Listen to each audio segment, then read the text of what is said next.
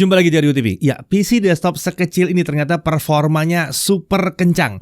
Jadi mau dipakai untuk gaming 4K, editing video 4K 60, rendering 3D atau programming nggak ada masalah, super lancar.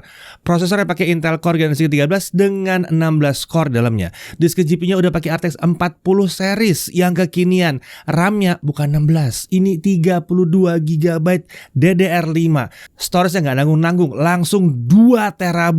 Nggak sampai situ aja, untuk pendinginnya dia juga sudah langsung pakai liquid cooler. Ya, PC desktop gaming dengan form factor small form factor atau SFF ini adalah Asus ROG G22CH. Nah, berbeda dengan PC rakitan, PC jadi seperti Asus ROG G22CH ini membuat pengguna jadi nggak perlu repot memilih komponen satu persatu, bahkan nggak perlu ngerakit juga. Jika ingin memiliki sebuah PC desktop gaming atau sebuah PC high performance ya, selain lebih praktis, hal itu meminimalkan resiko salah pilih komponen kalau penggunanya masih awam. Ukurannya kecil juga membuat yang satu ini hemat tempat di atas meja dan cocok untuk mereka yang tempat tinggalnya kecil seperti di apartemen atau ya bahkan yang mejanya sempit. Cocok juga kok ini ya. Selain itu, PC ini juga jadi lebih mudah untuk pengurusan garansinya. Cukup ke satu poin aja, satu tempat aja, yaitu ke Asus Indonesia untuk semua masalah komponennya. Nah, buat kalian kaum mendang-mending ya, oke, dipikirin dulu. Yang satu ini adalah sebuah PC yang bisa mendatangkan uang. Karena segitu tingginya performanya, segitu nyamannya penggunaannya, ramping, mungil ya. Yang satu ini bukan untuk buang-buang uang, untuk menghasilkan uang ya.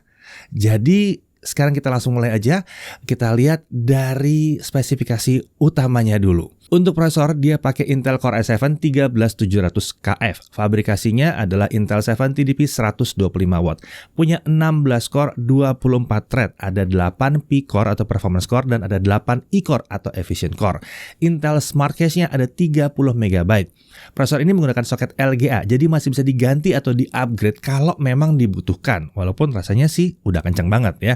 Untuk integrated graphics, ya ini kan seri F prosesornya, jadi dia tidak punya integrated graphics ya. Untuk memori atau RAM-nya langsung terpasang 32 GB DDR5 4800 MHz dual channel 128 bit. Uniknya PC desktop ini menggunakan RAM SODIMM yang biasa digunakan oleh laptop. Ini membuat ketinggian komponen RAM jadi lebih rendah dibandingkan kalau menggunakan RAM desktop yang normal. Nah, untuk slotnya itu ada 2 ya. Jadi kalau mau di-upgrade ya memang harus cabut dulu. Tapi 32 GB kurang. Kayaknya sih harusnya masih cukup lah ya. Untuk storage utamanya adalah 1 TB SSD M.2 NVMe PCIe Gen 4x4. Storage keduanya sama ya, sama-sama PCIe Gen 4x4, sama-sama 1 TB. Jadi total kapasitasnya adalah 2 TB. Secara standarnya kedua SSD ini tidak dikonfigurasi RAID ya. Jadi standarnya ini adalah 2 drive terpisah. Menariknya, masing-masing SSD dilengkapi heatsink. Jadi suhu kerjanya aman. Mau dipakai kerja berat nggak ada masalah, nggak ada tuh turun naik performance ya. Untuk graphics card-nya, PC desktop ini menggunakan graphics card Asus Dual RTX 4070 dengan VRAM 12 GB GDDR6X. Ya, ini adalah graphics card normal untuk PC desktop. Jadi ini bukan yang versi yang super-super dikecilkan gitu. Enggak. Ini juga membuat graphics card bawaannya bisa diganti asal ukuran dan kebutuhan dayanya tetap mirip atau bahkan yang lebih rendah. Graphics card ini punya ketebalan 2,56 slot dengan panjang 26,7 cm. Untuk sistem pendinginnya menggunakan 2 buah kipas dengan Zero dB technology ya. Jadi kedua kipas itu tidak akan berputar kalau suhu GPU-nya masih ada di bawah 55 derajat Celcius. Untuk nilai TGP-nya adalah 216 watt dengan suplai daya mengandalkan satu konektor PCIe 8 pin. Tentunya fitur resizable bar sudah langsung aktif di PC desktop yang satu ini. Nah, untuk motherboard, PC desktop ini ternyata tidak menggunakan motherboard mini ITX, melainkan motherboard khusus yang memang dirancang untuk casingnya si ROG G22CH. Sementara untuk chipsetnya dia pakai Intel B760. Untuk motherboard expansion slotnya ada satu PCI Express Gen 4x16 atau by 16 ya. Lalu ada satu slot M.2 dengan modul Wi-Fi dan ada 2 slot M.2 untuk SSD. Untuk wireless connectivity, dia menggunakan modul Intel Wi-Fi 6E AX211 yang udah support Wi-Fi 6E, gigabit Wi-Fi, dan Bluetooth-nya udah langsung versi 5.3. Untuk power supply, ini adalah power supply 600 watt dengan standar 80 plus Gold ya. Power supply ini punya dua konektor PCIe 8 pin. Jadi PC desktop ini dapat menggunakan graphics card dengan dua konektor PCIe 8 pin kalau dibutuhkan. Untuk OS, ya ini udah langsung ada OS bawaannya ya, pakai Windows 11. Jadi nggak usah nambah-nambah OS lagi. Nah, salah satu daya tarik dari casingnya si ROG G22CH ini adalah ukurannya yang hanya sebesar 11,5 x 32,3 x 28,6 cm. Jadi volumenya hanya 10 liter saja. Kalau dibandingkan, tingginya tuh kurang lebih seperti botol air mineral yang 1,5 liter ya, nggak tinggi-tinggi amat. Dan tentunya dia juga jauh lebih kecil dibandingkan casing PC desktop yang isinya adalah komponen sesangar ini pada umumnya ya. Casing ini juga menawarkan kemudahan akses untuk komponen di dalamnya. Komponen dalam casing dapat diakses dengan mudah, cukup dengan melepaskan satu baut saja. Setelah baut ini lepas, geser switch di sebelah baut dan penutup atas langsung terbuka. Setelah itu pengguna cukup melepas penutup samping kanan dan kiri dengan menariknya ke atas. Casing ini ternyata memiliki dua partisi terpisah untuk motherboard dan graphics card dengan plat logam sebagai pemisahnya. Untuk menghubungkan graphics card ke motherboard, PC desktop ini menggunakan sebuah riser card khusus. Total bobotnya ya udah semuanya ya itu di 8,03 kg. Untuk warnanya ini katanya namanya Extreme Dark Grey. Ya, soalnya hampir hitam ya, jadi Extreme Dark Grey. Untuk desainnya, walaupun dia tergolong produk seri gaming, penampilannya itu ternyata jauh dari kesan gaming sih sebenarnya ya. Casingnya tampak simple tanpa bentuk yang terlalu aneh-aneh atau ornamen gaming yang berlebihan. Logo dan tulisan ROG pun menggunakan warna gelap sehingga tampak menyatu dengan warna casingnya. Elemen lampu RGB masih ada di bagian depan yang berbentuk dua garis lurus yang tipis. Tentunya kalau lampu RGB-nya mau dimatikan bisa juga, nggak masalah ya. Nah sekarang kita bahas konektor dan tombolnya. Di bagian depan atas itu ada satu 3,5 mm audio combo jack. Lalu ada satu USB-C 3.2 Gen 2 yang 10 Gbps, dua USB 3.2 Gen 2 10 Gbps, dan satu power button. Lalu di bagian belakang dari motherboardnya ini ada satu HDMI, dua USB 2.0, dua USB 3.2 Gen 1 yang 5 Gbps, 1 GB Ethernet, lalu ada 3,5 mm audio jack yang mendukung tata suara 7.1 channel. Sementara itu dari graphics cardnya sendiri ada 3 display port dan ada 1 HDMI port. Selain itu tersedia juga konektor untuk masang 2 antena Wi-Fi-nya ya. Nah, untuk cooling system PC ini menggunakan AIO Liquid Cooling untuk mendinginkan prosesor. Sistem pendingin tersebut dilengkapi radiator berukuran 184 mm dengan dua buah kipas yang 92 mm. Radiator ditempatkan pada sisi atas casing dengan arah penggunaan udaranya juga menuju ke atas. Menariknya, komponen VRM dilengkapi heatsink pendingin jadi tetap aman walaupun tidak dikipasi secara langsung di sini. Jadi udah disiapkan untuk penggunaan water cooling. Casing ini juga dilengkapi satu kipas kecil pada bagian bawah yang berfungsi memasukkan udara ke dalam casing. Dipikirin banget ya ini ya. Sementara itu untuk ventilasi udara casing ada pada bagian bawah, atas, dan samping kanan serta kiri. Nah, saat membeli desktop ini, Asus menyertakan wired keyboard dan wired mouse dengan konektor USB. Ini cukup disayangkan, keyboard dan mouse yang disertakan ini bukan dari seri gaming ya. Akan tapi hal itu seharusnya bukan jadi masalah, karena pengguna jadi bebas mau milih keyboard dan mouse gaming yang mereka sukai. Ya, anggap aja ini bonus lah ya, paling nggak cukup beli ini dan satu monitor aja udah langsung bisa dipakai ya. Nanti kalau mau nambah-nambah lagi yang lebih canggih, bisa. Kita masuk ke pengujian performa.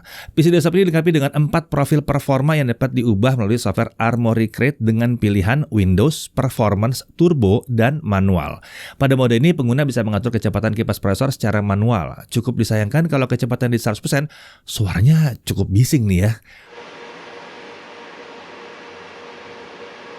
Untungnya di mode performance dan turbo suara yang dihasilkan itu relatif tidak tinggi pitch-nya. Jadi tone-nya itu rendah di situ ya.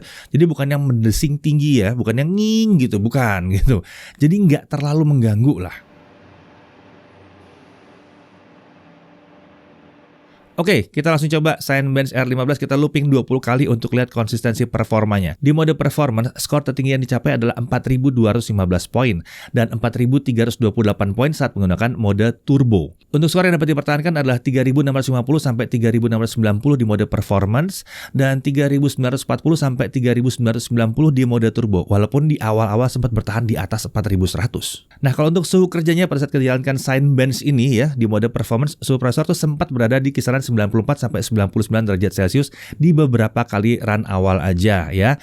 Kemudian setelah itu dia mengalami penurunan ke kisaran 65 sampai 74 derajat Celcius. Jadi ya dijaga lah di sini suhunya ya. Kalau di mode turbo, suhu prosesor tuh sempat berada di kisaran 96 sampai 99 derajat Celcius di beberapa run awal pengujian. Lalu kemudian lagi-lagi dia akan diturunkan ke kisaran 76 sampai 84 derajat Celcius. Dengan sesekali ada colongan performance yang kelihatan karena suhunya itu kelihatan naik sekali-sekali ke 97 derajat Celcius. Nah, untuk konsumsi dayanya di Cinebench ini kita lihat bahwa dia ada di kisaran 340 sampai 400 watt di mode turbo. Oke, kita langsung lanjut aja ke aplikasi beneran ya. Kita pakai Blender 3.41 dan kita langsung barbershop scene aja, langsung yang berat. Ini nggak bisa dikasih yang enteng-enteng. CPU rendering ini membuatnya selesai dalam waktu 16 menit 32 detik. Sementara kalau kita pakai GPU-nya, kita render dengan CUDA, ini hanya selesai dalam waktu 1 menit 48 detik saja. Untuk suhu kerjanya pada saat GPU rendering dengan CUDA, di mode turbo, suhu prosesor dan graphics card dapat dikendalikan di bawah 60 derajat Celcius.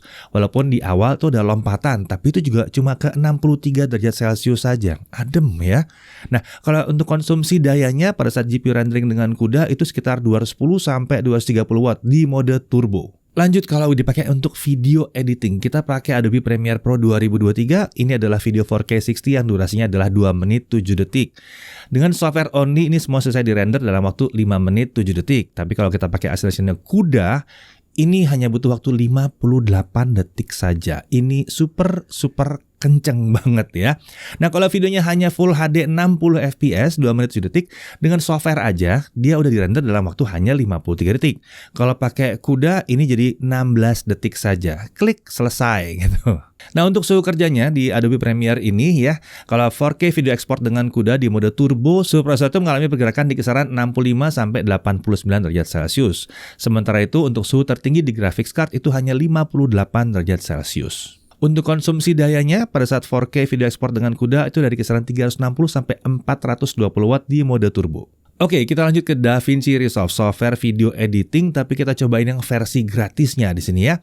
Untuk 4K 60 dengan video 2 menit 7 detik, semua selesai dalam waktu 2 menit 1 detik saja. Kenceng parah.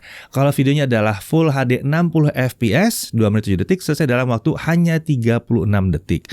Nah, untuk suhu kerjanya di mode turbo, suhu prosesor mengalami pergerakan di kisaran 78 sampai 93 derajat Celcius. Sementara untuk suhu graphics card dapat dijaga tetap di bawah 60 derajat Celcius. Untuk konsumsi dayanya pada saat melakukan 4K video export ada di 330 sampai 480 watt di mode turbo. Oke, pada hakikatnya ini adalah sebuah PC gaming, jadi kita harus uji gamingnya juga. Untuk pengujian gaming kita pakai monitor 4K 240Hz dengan mode turbo ya. Dota 2 4K settingannya, setting di fastest, render scale 100%, kita dapat 150 sampai 230 fps. Konsumsi daya sekitar 170 sampai 370 watt. Untuk CSGO 4K settingan di low kita dapat 460 sampai 620 fps. Konsumsi dayanya ada di 290 sampai 340 watt. Lalu lanjut ke Forza Horizon 5, settingan di 4K Extreme DLSS di Quality dia dapat 80 sampai 100 fps. Konsumsi dayanya 330 sampai 390 watt. Lanjut ke Shadow of the Tomb Raider 4K Highest Ray Tracing Ultra DLSS di Quality ya. Dia dapat 60 sampai 90 frame per second. Konsumsi dayanya di kisaran 320 sampai 370 watt. God of War lagi-lagi di 4K Ultra DLSS di Quality rata-rata di 70 sampai 80 fps. Konsumsi daya kisaran 330 sampai 380 watt. Hogwarts Legacy 4K Ultra, ray tracingnya juga Ultra, DLSS-nya di Quality, frame generation-nya kita taruh di off, dia dapat 60 sampai 70 fps. Konsumsi dayanya di kisaran 330 sampai 370 watt. Lalu Red Dead Redemption 2 4K Ultra DLSS di Quality dapat 65 sampai 80 fps. Konsumsi dayanya 330 sampai 410 watt. Lalu Cyberpunk 2077 2560x1440 tapi sini ya. Ray tracingnya di Ultra, DLSS di Quality, frame generation masih di off kan, crowd density-nya taruh di high. Dia dapat 55 sampai 70 fps. Konsumsi dayanya di kisaran 390 sampai 490 watt. Lanjut ke The Witcher 3 2560x1440, ray tracing di Ultra, DLSS di Quality, frame generation masih di off juga di sini ya. Rata-ratanya di 50 sampai 55 fps. Tapi kadang-kadang kadang dia bisa turun sedikit di bawah 50 fps. Di sini konsumsi dayanya di kisaran 340 sampai 380 watt. Kemudian Assassin's Creed Valhalla 4K setting di ultra high dia dapat 60 sampai 70 fps. Di sini konsumsi dayanya di kisaran 340 sampai 360 watt. Nah, untuk suhu kerjanya selama menjalankan 30 menit Assassin's Creed Valhalla di mode turbo, suhu tertinggi prosesor dan graphics card hanya mencapai 70 derajat Celcius saja. Oke, untuk pengujian yang lain kita lihat juga konsumsi dayanya untuk YouTube 4K 60 tapi yang AV1 ya. Ini naik turun di kisaran 87 sampai 112 watt. Kalau dia idle, dia rata-rata di 44 sampai 47 watt. Tapi kadang-kadang dia bisa agak ada lompatan-lompatan ke 60 watt. Nah, berdasarkan beberapa pengujian tadi, kami asumsikan PC desktop ini memakan daya maksimum di 490 watt ya di pengujian ya.